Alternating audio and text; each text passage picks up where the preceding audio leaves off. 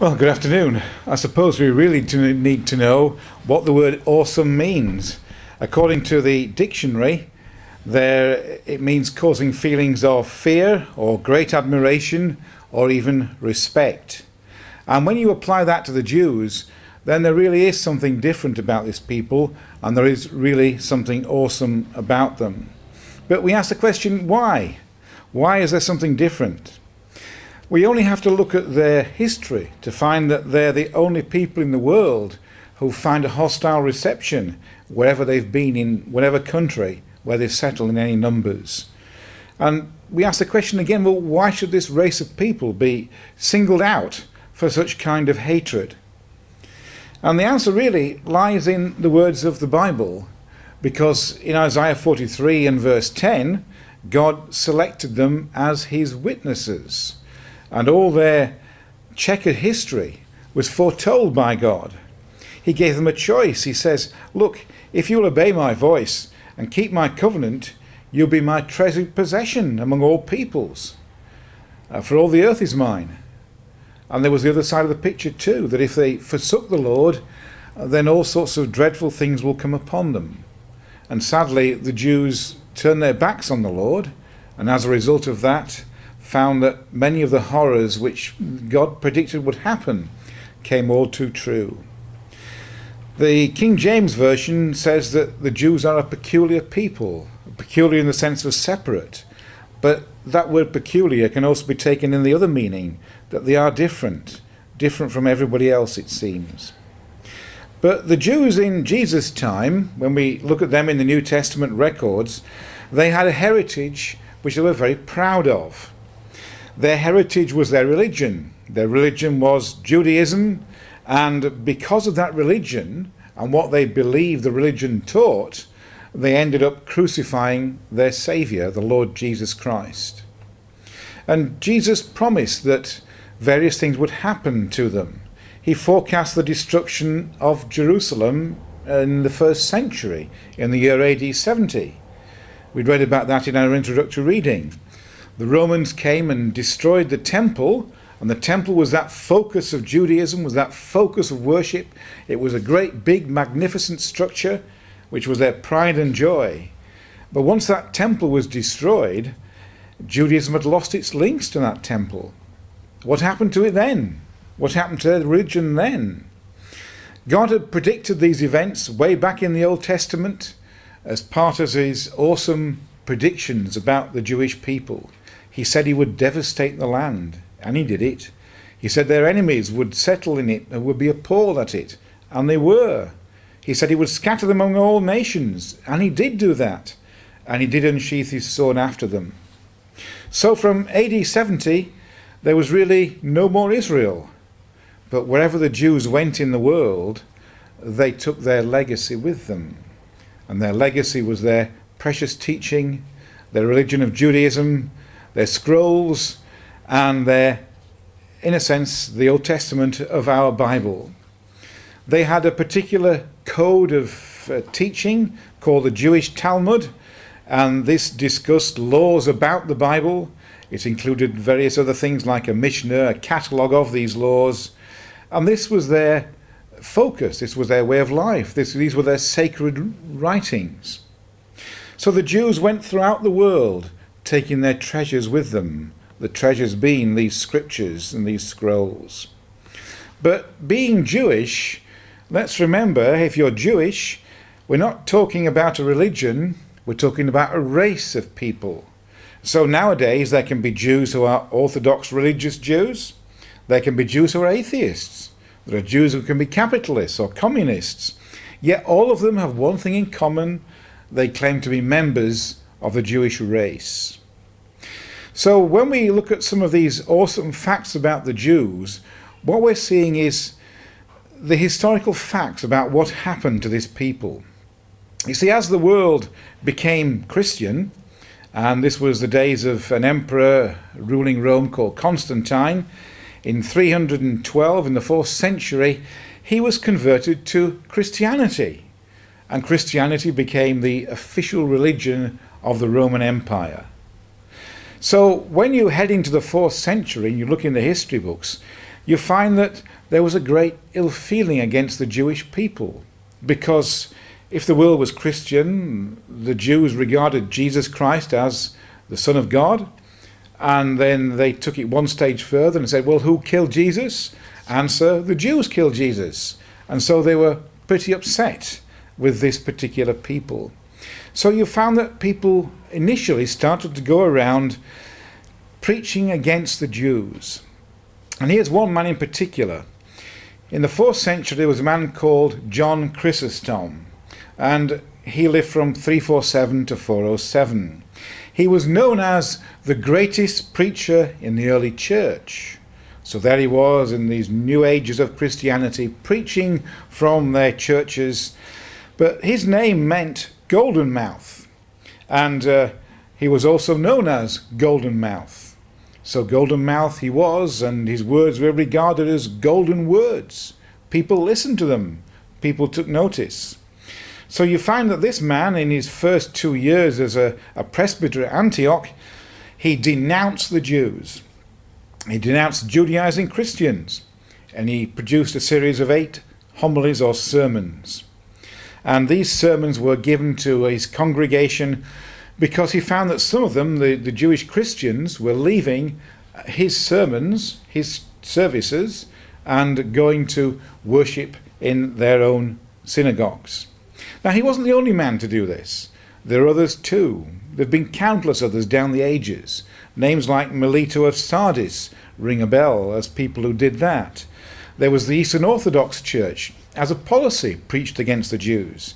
Western Christianity even called them perfidious Jews. So it soon was that this man with his golden words was regarded as official policy. Soon these speeches became the official policy. Soon the Jews were in the stage where they were excluded from public employment. They were forbidden to build new synagogues. They were barred from meeting in public. And so started to come to pass all those horrors that God said would come upon them. He'd said in Deuteronomy 28 that they would become a horror and a proverb and a byword among all the peoples where the Lord will lead you away. And still the same situation exists today. The Jews are regarded as a butt for jokes, and anti-Semitism is rife even in the world of 2015.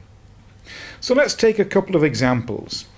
Let's delve into the Middle Ages in this country, the days of chivalry and the knights of England and so forth, and let's visit Lincoln. Now, Lincoln is a very prominent place. It was particularly in this time. It had a great big cathedral on top of a hill, and in the Middle Ages it also had a thriving Jewish community. The Jews had been invited into this country by William the Conqueror when he'd fought the Battle of Hastings and claimed the throne of England in 1066. But there was one man in England who stood out from the crowd. Now, Lincoln was a place where lots of Jews lived. And this man called Aaron of Lincoln was a Jewish moneylender. He did what many Jews did best, thrived with finances. If money was involved, they could make it multiply. And this man Aaron was no different. So in Lincoln, you can find today a picture of Norman House. And for many years, that house was known as Aaron the Jew's house. But that is now considered incorrect. It wasn't where he lived, but nevertheless, the name stuck. But Aaron of Lincoln was an exceptional sort of man. He was a Jew. And he was a particular man involved in money lending. Christian theology advised against lending money to your fellow Christian, because that would demand interest in repaying that loan. But no such qualms with the Jews. Aaron's bank, in effect, was the bank which liked to say yes. And so he lended, he made lots of loans, he lended money to anybody you could think of, even the King of England. So loans funded from him, they funded places like the Abbey of St. Albans, they financed the building of Lincoln Minster, They financed the building of Peterborough Cathedral. His loans were sufficient for 9 Cistercian abbeys and also 16 abbeys for Henry II between 1140 and 1152. So he was a Jewish moneylender who really thrived. In fact, the King of England, Henry II, owed Aaron the enormous sum of £616, 12 shillings and 8 pence. And in those days, that would be an absolute fortune. So even the King of England was in debt to Aaron the Jew. And it seems that Aaron became the richest man in England. And so large was this loan amount that a separate division of the Chancellor of the Exchequer was constituted, and it was called Aaron's Exchequer. But being a Jew and have so much money being owed to you made him a big fat target. So when he passed off the scenes 3 years after his death, when his loans had been passed on to his successors, in the days of Richard the Lionheart and the Crusades, there became great ill feeling against the Jews. The result of this was there was mob rioting, and this rioting in this country had the fortunate effect for those who owed the money that some of Aaron's loan papers were conveniently burned, and that meant there was no record of the loans, so repaying the loans was out of the question. So you see how things change from being the man who supplied a lot of money to finance a lot of building in England. He became a big target, and ill feeling was there against the Jews. Now, if we go on a little bit further, also in Lincoln, there's another story of a boy called Little Hugh of Lincoln. Now, this is about 50 years after Aaron's death. Little Hugh lived from 1246 to 1255.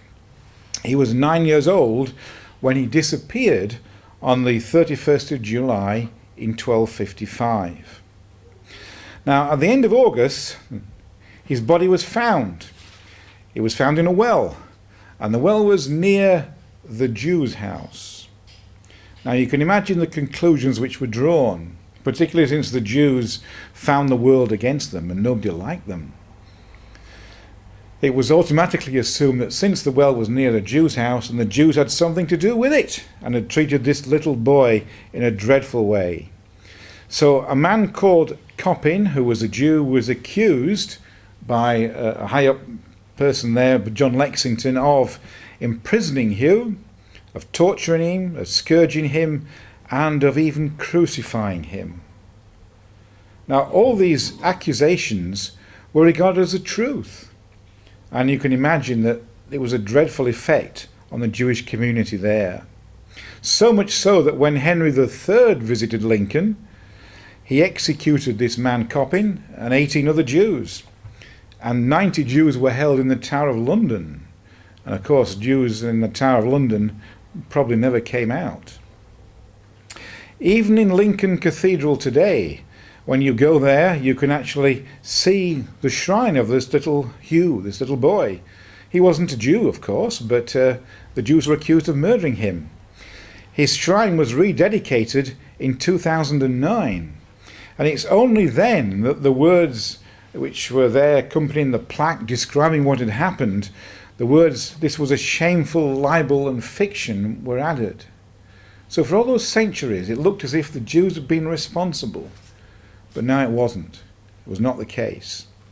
And what we're saying here now was really applied throughout Europe. Wherever you went in Europe, there was ill feeling against the Jews. And particularly for England at this time, there was the feeling against them, so much so that both the church and the crown were against the Jews. So in 1290, King Edward I expelled Jews from England. And that meant that any outstanding loans which hadn't been repaid to Aaron and his successors were effectively cancelled. All at the Jews' expense. And here's a picture of a drawing of the Jews queuing up in Dover with their cases packed with what belongings, few belongings they had, trying to get a ship to leave this country within the 3-month deadline. The same story was true throughout Europe, and as this map reveals, these are places where Jews were expelled from and where they travelled to and made their own homes again and started to live there, only to find that life turned against them and they were expelled yet again. Time and again it was nothing new. The Jews would always do what they did best, which was pack their bags and leave. But all these grim facts of history, these awesome facts of history, are direct fulfillments of what God had said would happen. God had said that wherever they went, they wouldn't be able to rest there. You'd have no resting place for the sole of your foot. The Lord will give them a trembling heart, failing of eyes, and languishing soul. Persecution went on for 15 centuries. Wherever you went, there were waves of massacres affecting place after place. Now let's go to Venice in the 16th century. Here's an interesting record of what happened there. In Venice, the Jews were forced to live in a small district there. And this district was really confined. For them, they had to live there, and the gates were locked at night. They couldn't get out. And the name of this little place in Venice was called Ghetto Vecchio. And the English term ghetto comes from this very word. It's originally this Italian word. And it really means slag in the original language, because where the Jews were confined was a slag heap, where the rubbish from the foundries were kept. And that's the land that was given to the Jews as the worst part of Venice. So it was really slag in reference to the area where the Jews were banished as the remains of the foundries. But so was born the world's first ghetto. The word has gone down in history ever since. It was 1516 when that ghetto was created. Today you can go to this place. Here's a photo of Ghetto Square, it's called. A recent photograph. There it is in Venice. So you see how the world was against the Jews, and they suffered horrors wherever they went. Now if we move to another area of the world, to an area known as the Pale, then we go on a little further in time to 1850 to 1910. This was known as the Pale of Settlement. It's about a fifth of the territory of European Russia. It included much of what we would term today present-day Lithuania, Belarus, Poland, Moldova, the Ukraine and parts of Western Russia. This area here, that was known as the Pale of Settlement, because that's where many of the Jews came to reside. They resided there in the little towns and the little villages in that area. But life there for the Jews was very tough indeed. No one liked them. They had to survive in whatever way they could. So they managed to survive by becoming anything you name. Tailors, blacksmiths, weavers, cobblers, bakers, grocers. They were industrious, yes, and they did whatever they could to survive. They weren't allowed to live in the major cities, but they had to live in the little villages, which were known as shtetls, small towns. And this made life very difficult for them, because those little towns, housing those Jews, became almost like entertainment for a Sunday afternoon. The concentration of Jews in the Pale made them easy targets for pogroms, organized massacres, for anti-Jewish riots by the masses in that area. So it was just entertainment to go and to harm the Jews and cause devastation and havoc. And all this was typical of what was happening in many places in the world. Almost everywhere, the Jews have at some time or other been regarded like parasites to be exterminated. And it's exactly what God said would happen. In his scriptures he said, "Because you didn't serve the Lord your God with joyfulness and gladness, therefore you shall serve your enemies whom the Lord will send against you. How will they serve them? In hunger, thirst, nakedness, and lacking everything. And the grim facts of history tell us that Jews weren't just persecuted in England, but also in Italy, France, Spain, Morocco, Austria, China, India. It's almost like you name it, they were persecuted there. So if we move on a little further in time, to 1881, when the Tsar Alexander II was assassinated. Here's another story relating to some awesome facts about the Jews. The people who carried out the assassination were numerous, but there was one Jewish girl amongst the conspirators. And because there was one Jewish girl, this had a devastating result on the Jewish people. Organized massacres or pogroms took place throughout the Pale. And these pogroms were so severe, so devastating, that they happened time and time again, and the result was 2,000 Jews dead, many more were wounded, and the 1905 pogrom against the Jews was the most serious, with up to 2,500 Jews being killed. We're not talking about the Middle Ages now. We're talking about the early 20th century, 1903 to 1906. And so severe were some of these attacks on the Jews that the New York Times gave a record of what had happened. So in Easter 1903, the New York Times described what had recently happened in the Pale. It says the anti-Jewish riots in Kishinev and Bessarabia, that's Moldova, are worse than the censor will permit to publish. There was a well laid out plan for the general massacre of Jews on the day following the Orthodox Easter. The mob was led by priests, and the general cry, "Kill the Jews," was taken up all over the city. You see the horrors here. It was Easter. They're remembering the crucifixion of Christ. Who killed Jesus? The Jews did. Let's get the Jews. You'll follow the reasoning, can't you? That's all it was. But the results were awful. The New York Times continued, the scenes of horror attending this massacre are beyond description. Babies were literally torn to pieces by the frenzied and bloodthirsty mob. The local police made no attempt to check the reign of terror. They just stood by and watched. At sunset, the streets were piled with corpses and wounded. Horrible, isn't it? There are awesome facts, but there are also dreadful facts. Dreadful things happening to this people.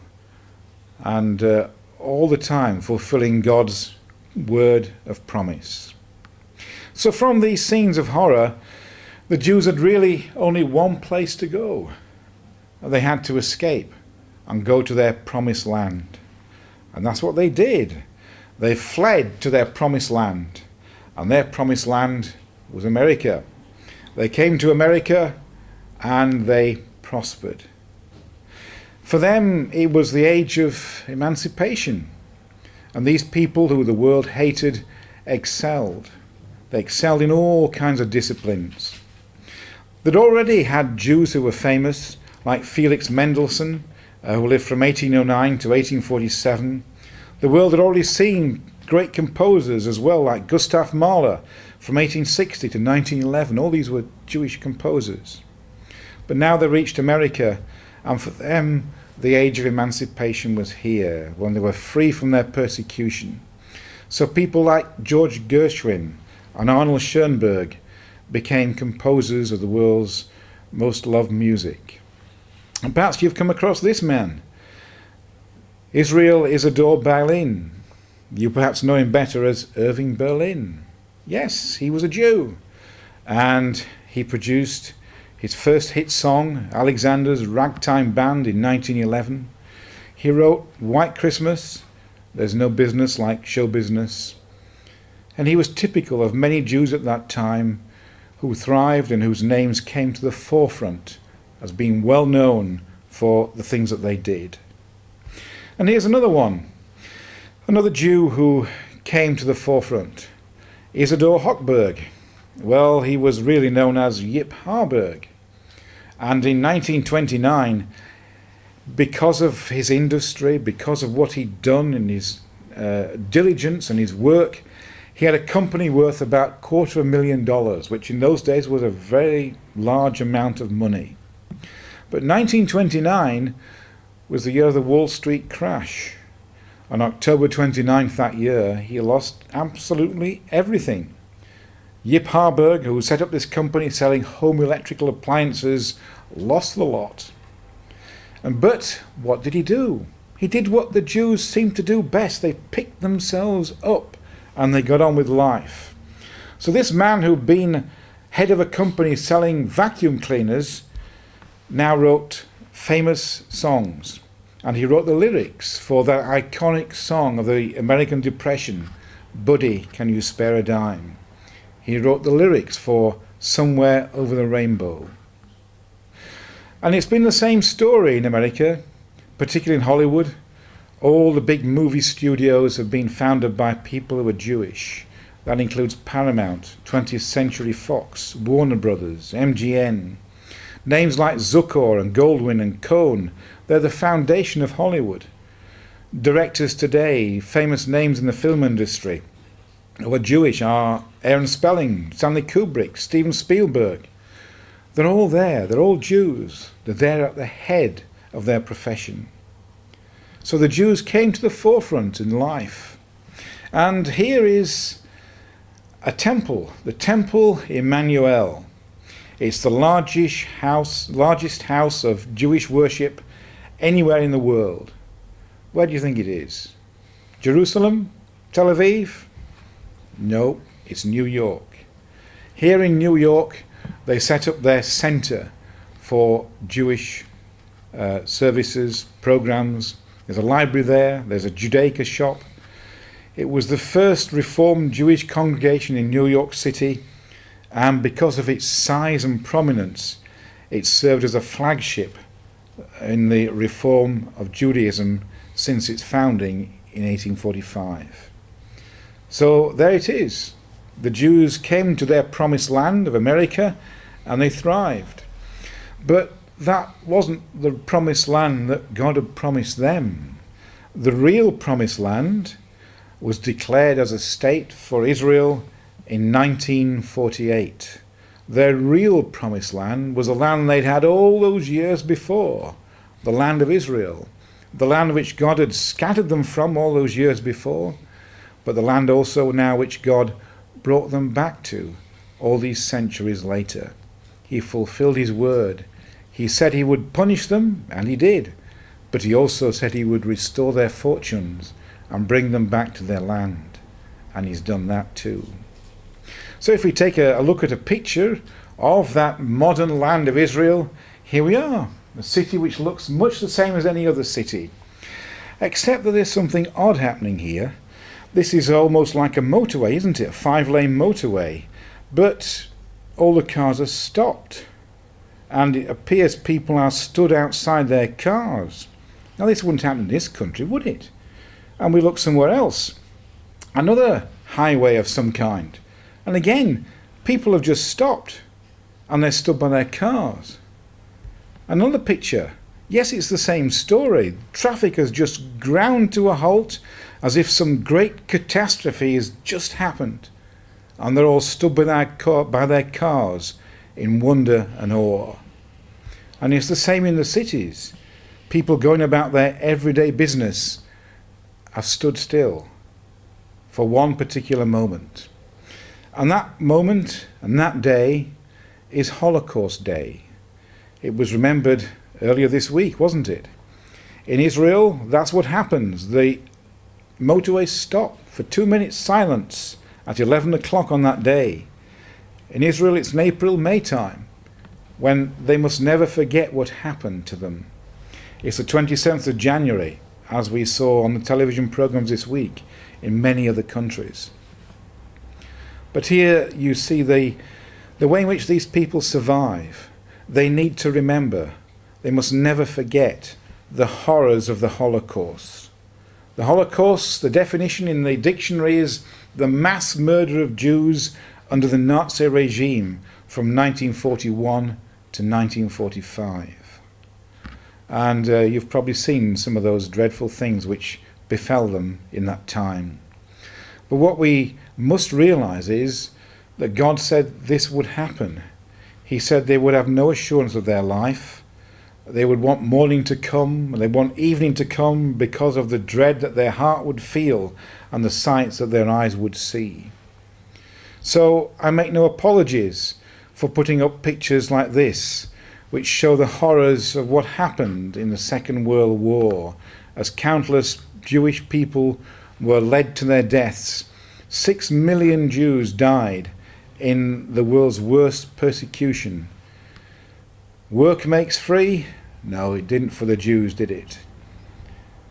The Jews in the world must never forget, or never be allowed to deny, what really happened, that God has made them a horror to all the kingdoms of the earth, to be a reproach, a byword, and a taunt, and a curse in all places he drove them. So there we have, in a nutshell, the awesome facts about the Jews. For centuries, they were abused and afflicted and persecuted and punished and scorned and derided and tortured and butchered and exiled and alienated. It seems that every natural disaster and every unexplained crime, countless plagues and thefts and murders, all these were laid at the Jews' door. Man's inhumanity to man, and the Jews are on the receiving end. So much so that now the language of the Jews is in our dictionaries. Do you know that the word anti-Semitism means the strong dislike or cruel and unfair treatment of Jewish people? They're the only race of people in the whole world who have a word in the dictionary which describes their persecution. Do you know the word ghetto? An area of a city where Jews are made to live. Another word describing some of their horrors. Pogrom, an act of organized cruel behavior or killing that is done to a large group of people because of their race or religion, particularly Jews. And the word Holocaust, the killing of millions of Jews and others by the Nazis before and during the Second World War. Words unique to the dictionary, unique to this race of people. No other race has any such word to describe persecutions happening to them, because they've not had them in this effect and this amount that the Jews have. Man's inhumanity to man. But from that horror comes the people the world could not destroy. God said he would bring them back to their land, and he did it. He said he would leave them unpunished. He wouldn't make a full end of them, but he would make sure they always survive. And today the Jews are still here. But as you know very well, we live in an age now of anti-Semitism, where if the Jews have something which somebody else hasn't, it gets defaced. Or the words are there and the slogans are there, as time and again there is ill feeling against the Jews. Burn the Jews. All Jews must die. So remember this man, the Grand Ayatollah Ali Khamenei, who wanted to boycott everything that in the Muslim world that the Jews produced. He urged all his Muslim followers everywhere to say, we don't want anything to do with the Jews, so whatever the Jews produce, you must have nothing to do with it. So having advised all his followers not to take and use anything which was Jew-derived, a Jewish chemist replied to him and said these words. And he's only looking at the field of chemistry, the one which he knew best. He says, all right, well, good and loyal Muslims then should be proud and properly fittingly remain afflicted with syphilis and gonorrhea and heart disease and headaches and typhus and diabetes and mental disorders and polio convulsions and tuberculosis, and be proud to obey the Islamic boycott. You see, the Jews are behind the development of all those drugs, all those cures, all those remedies. The Jews are behind them. So if we say we don't want anything to do with the Jews or which comes from the Jews, we'd have very little else we could use. And he continued and he says, oh, by the way, don't call for a doctor on your cell phone, because the cell phone was invented in Israel by a Jewish engineer. And the same is true of all sorts of inventions throughout the world. Why the Jews?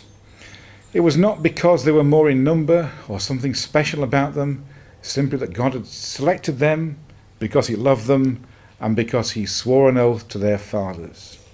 The only explanation for all these awesome facts about the Jews is that God has set his purpose with the whole world before us all in the lives of these Jewish people. And the evidence says that therefore the predictions in the Bible are true, and the Bible is true. It's all part of a plan which God has, and that plan is nearing its climax when Jesus comes again. So those are the awesome facts about the Jews. They're also tragic, they're heartrending, they're amazing, and they're miraculous. Thank you.